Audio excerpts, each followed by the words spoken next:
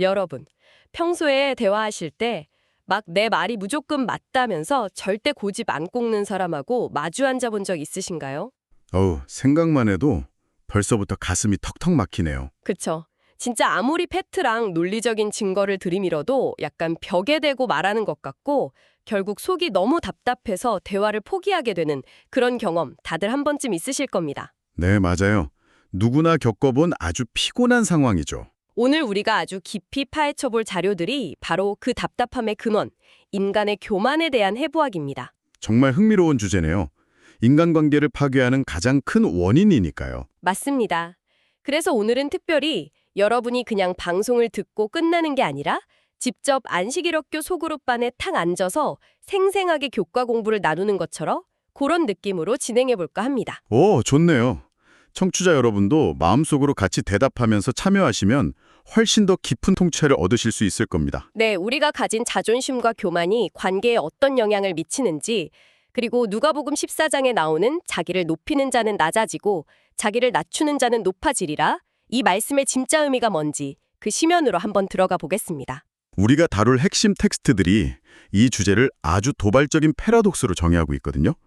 이 낮아짐의 역설이 단순한 도덕적 권고가 아니라 철저한 영적 법칙이라는 걸 오늘 발견하게 되실 겁니다. 자, 그럼 항상 자기가 옳다고 우기는 그 얄미운 타인을 지적하기 전에 일단 우리 자신의 내면부터 좀 솔직하게 들여다보죠. 가장 아프지만 꼭 필요한 과정이죠. 여러분, 지금 듣고 계신 곳이 어디든 부끄러워하지 마시고 마음속으로 본인이 가진 것 중에 가장 자랑하고 싶은 것 딱 하나만 떠올려 보세요. 다들 은밀하게 하나씩은 분명히 떠올리셨을 겁니다. 네, 화려한 이력서라든가 아니면 우리 아이 이번 성적, 새로 산 집, 아니면 심지어 내가 남들보다 도덕적으로 더 뛰어나다는 그런 자부심이라도요. 속으로 마음껏 자랑해보세요. 제가 진짜 진심으로 축하해드릴게요. 절대 질투 안 합니다. 하하, 네, 축하드립니다. 그런데 여기서 우리가 요한일서 2장 텍스트를 분석해보면요. 방금 여러분이 떠올리신 그 소중한 자랑거리들이 사실 아주 적나라하게 해체됩니다.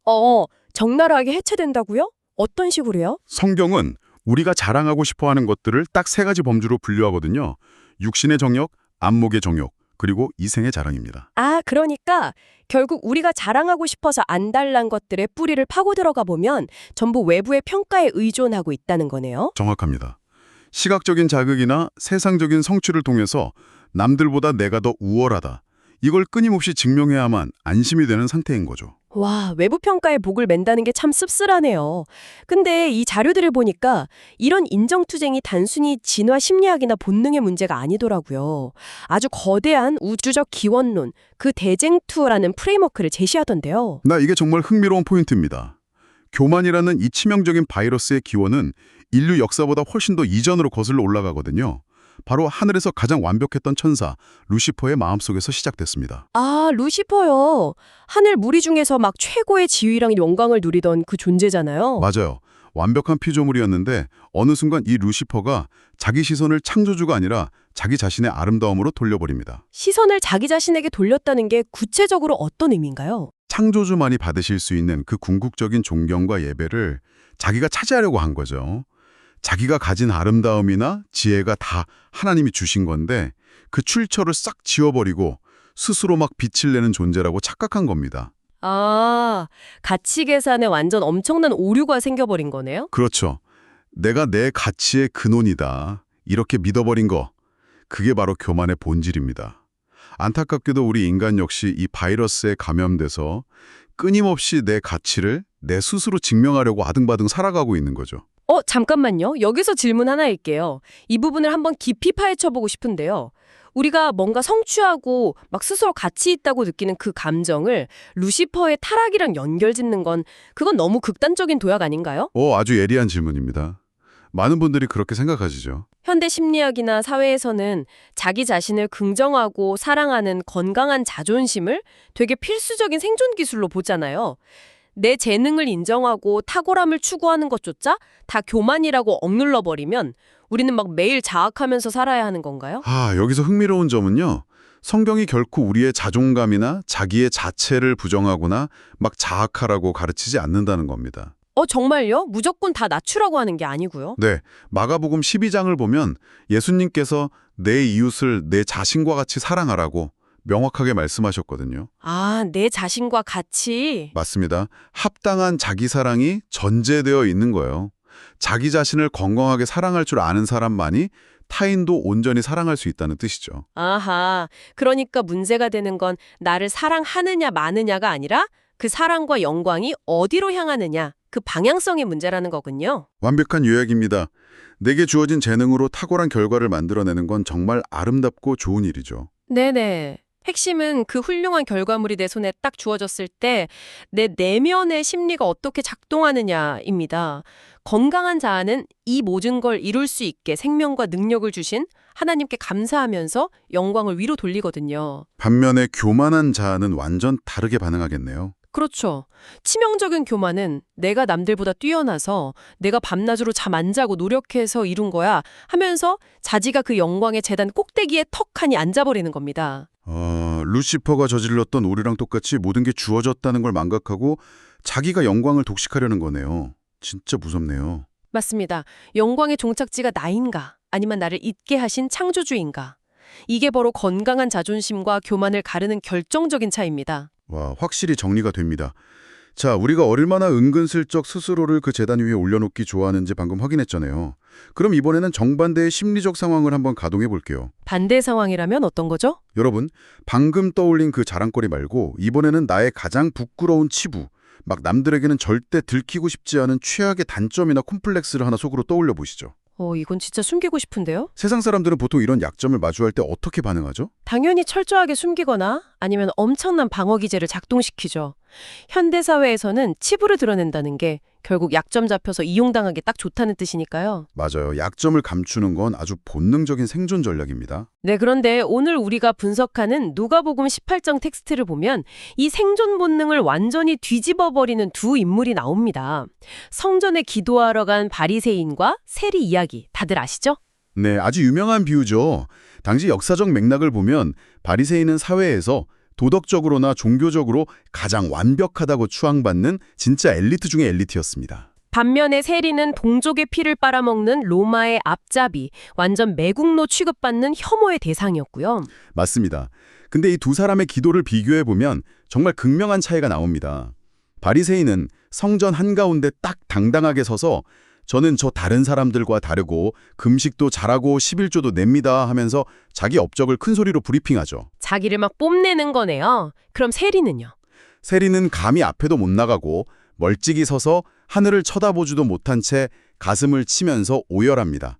하나님 저를 불쌍히 여겨주십시오. 저는 죄인입니다 하면서요. 세상 논리로 보면 세리의 저런 행동은 자기 치부를 동네방네 떠벌리는 자회행위잖아요.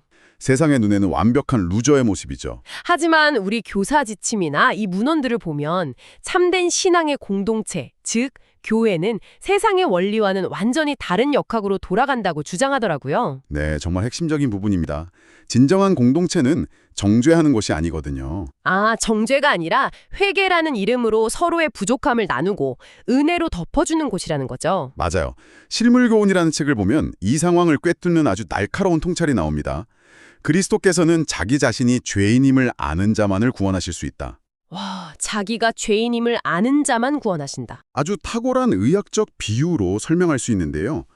자기가 건강하다고 철석같이 믿는 환자는 아무리 세계 최고의 명의가 찾아와도 문을 안 열어줍니다. 진단 자체를 거부하니까요. 바리새인이 딱 그 상태였네요. 그렇죠. 반면에 세리는 자기 영혼이 병들어 죽어가고 있다는 결핍을 철저하게 인지하고 있었어요.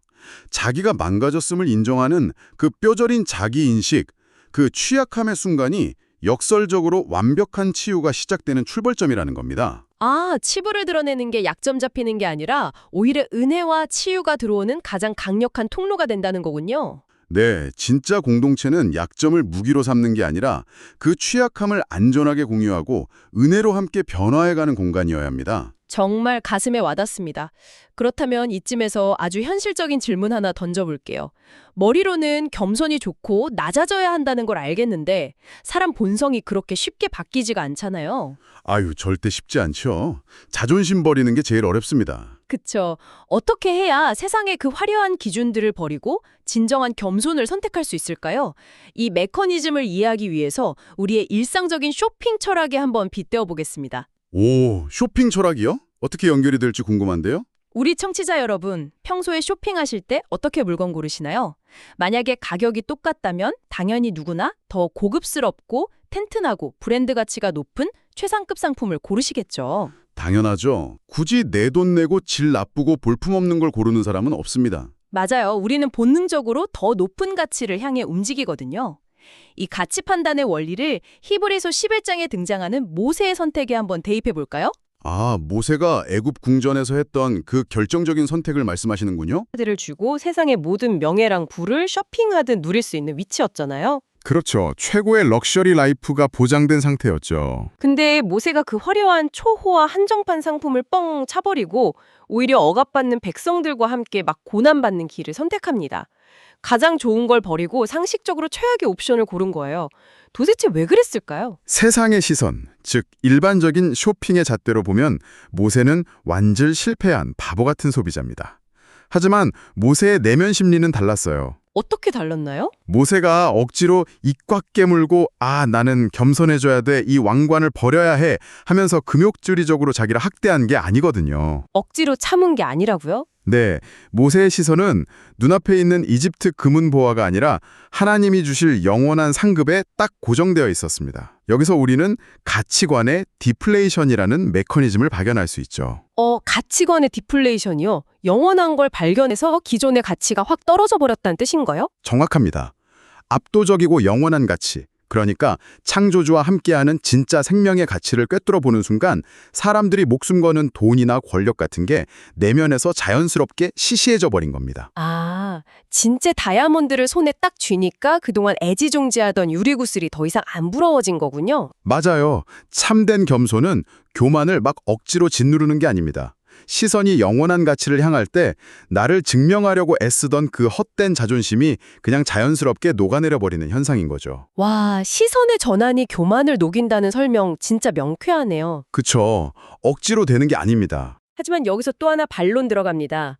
만약에 누군가가 그 영원한 가치라는 걸 진짜 단 1%도 필요 없다고 생각하면 어쩌죠? 필요성을 전혀 못 느끼는 상황이요? 네, 난 내가 가진 이 유리구슬, 내 스펙과 지위에 너무 만족해서 당신이 말하는 그 다이아몬드 쳐다보기도 싫다. 이렇게 철벽을 치면 대체 어떻게 팔아야 됩니다.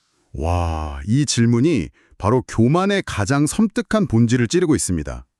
흔히 자는 사람은 깨울 수 있어도 자는 척하는 사람은 절대 못 깨운다고 하잖아요. 아, 자른 척하는 사람. 스스로 자기는 완벽하고 아무 문제 없다고 착각하는 사람에게는 아무리 위대한 구원자나 은뢰가 다가가도 필요 없다고 밀어내거든요. 누가복음 22장을 보면 이 비극적인 심리 상태가 아주 기가 막히게 나옵니다. 아, 십자가 사건 직전의 제자들 모습 말씀하시는 거죠? 맞습니다.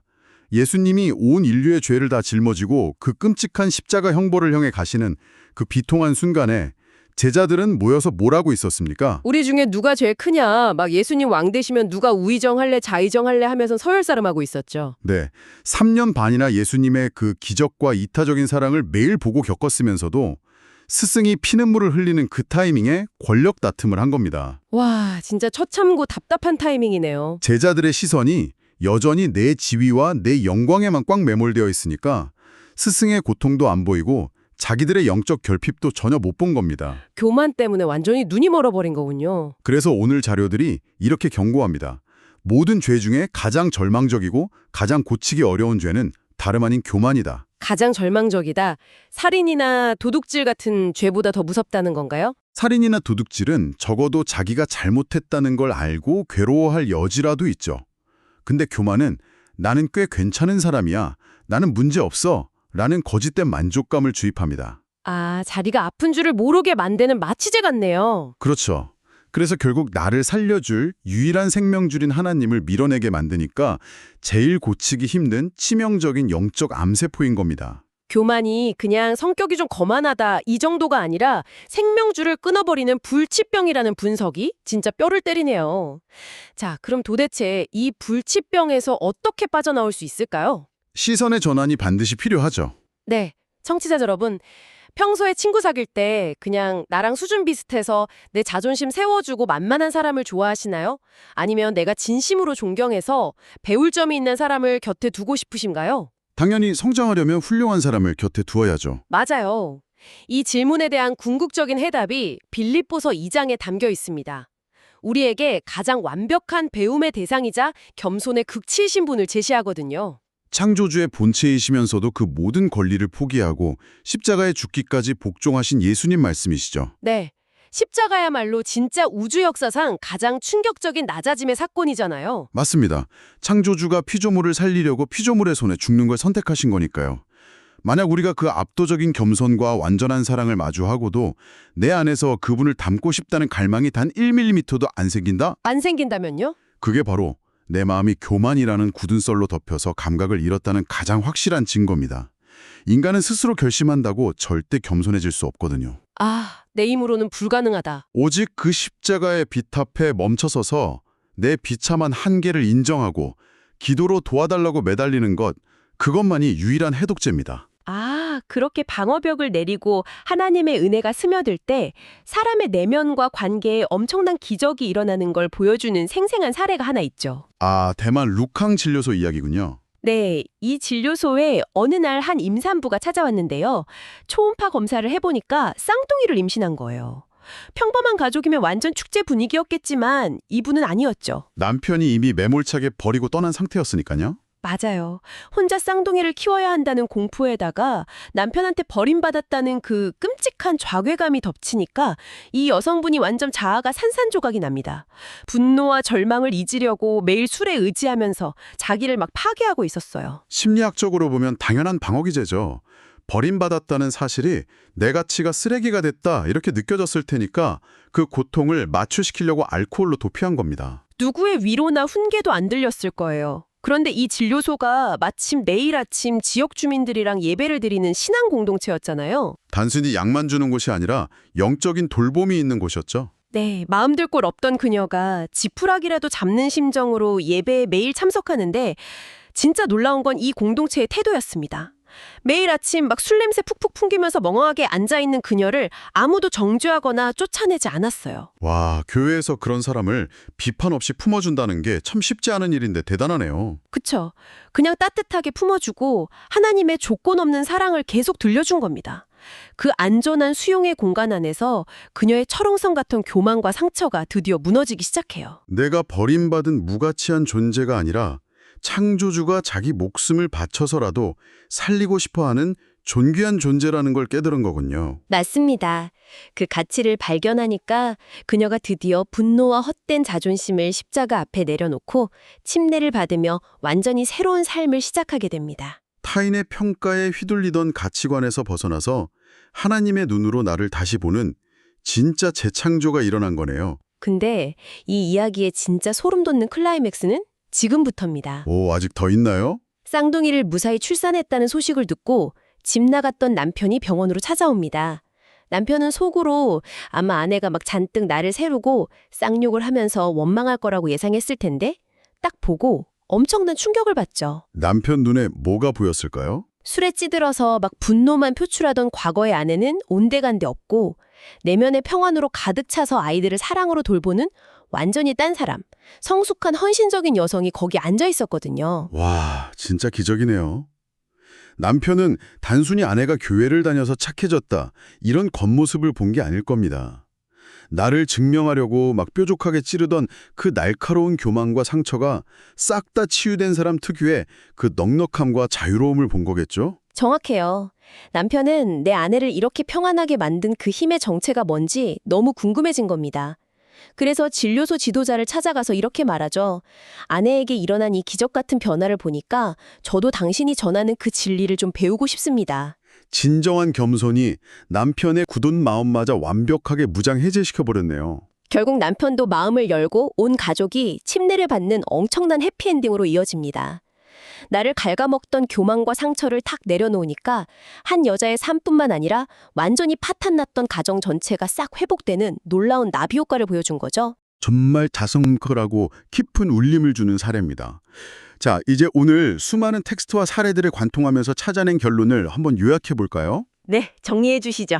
진정한 겸손은 방구석에 쭈그려 앉아서 나는 쓰레기야, 난 아무것도 못해 하면서 자기를 혐오하고 비하하는 게 절대 아닙니다. 아, 자기 비하가 아니다. 네, 창조주께서 나를 살리려고 십자가에서 지불하신 그 엄청난 희생의 가치를 정확히 깨닫는 것.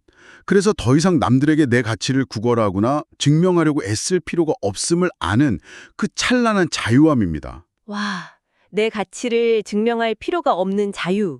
내 시선을 나의 성취나 내 상처에서 딱 거두어서 위로는 하나님을 향하고 옆으로는 이웃을 향해 사랑으로 넓혀가는 것. 그것이 오늘 우리가 살펴본 겸손의 궁극적인 정의입니다. 청취자 여러분, 여러분은 남들한테 칭찬받으려고 혹은 무시당하지 않으려고 피곤하게 스펙 쌓고 나를 막 화려하게 포장할 필요가 전혀 없습니다. 이미 증명되었으니까요. 우주를 창조하신 분께서 이미 여러분을 위해 가장 귀한 생명을 내어주심으로 여러분의 절대적인 가치를 온 우주에 확증해 주셨기 때문입니다. 오늘 우리의 이 심층 탐구를 마무리하면서 금요일 더 깊은 연구 자료에 내포된 아주 날카로운 통찰 하나를 여러분 마음속에 탁 던져드리고 싶습니다. 오, 어떤 통찰인가요? 빛과 그림자의 역학관계를 한번 생각해 보십시오. 거대하고 밝은 빛에 가까이 다가갈수록 그 빛에 비친 내 그림자는 더욱 선명하고 아주 짙게 나타나기 마련입니다. 아, 그러니까 진리의 빛이 강할수록 내가 가진 어두운 결함들이 더 적나라하게 드러난다는 의미군요. 바로 그겁니다. 그래서 만약 여러분이 오늘 하루를 사시는 동안 어제보다 오늘 더 나의 치졸한 이기심이나 냄새나는 교만, 그 끔찍한 부족함이 너무나 뼈저리게 느껴져서 스스로가 괴로우시다면 네. 그것은 결코 여러분이 절망적인 타락의 길로 빠졌다는 신호가 아닐 겁니다. 오히려 여러분이 완벽한 빛이신 창조주께 그 어느 때보다 가장 가까이 다가서 있다는 가장 확실하고 영광스러운 증거가 아닐까요? 와, 나의 부족함과 교만이 선명하게 보인다는 그 사실 자체가 내가 참된 빛 안에 머물고 있다는 가장 강력한 증거라니요. 정말 가심벅서고 위로가 되는 패러독스네요. 맞습니다. 오히려 내가 죄인인 걸 모르는 게 더 위험한 상태인 거죠. 여러분, 이 질문의 무게를 오늘 하루 일상 속에 깊이 품어보시길 바랍니다. 오늘 여러분의 시선은 어디를 향하고 있습니까? 남들에게 보여주기 위한 나의 초라한 무화과나무 잎사귀입니까? 아니면 나를 위해 가장 낮아지신 그 거대한 은혜의 십자가입니까? 그 시선의 전환이 일어나기를 바랍니다. 네, 그 시선의 전환이 오늘 여러분의 삶에 놀라운 재창조의 기적을 일으키기를 진심으로 응원합니다. 마치 소그룹에서 함께 나눈 것처럼 가깝고 기뻤던 오늘의 심층 탐구, 끝까지 함께해 주신 여러분 깊이 감사드립니다. 다음 시간에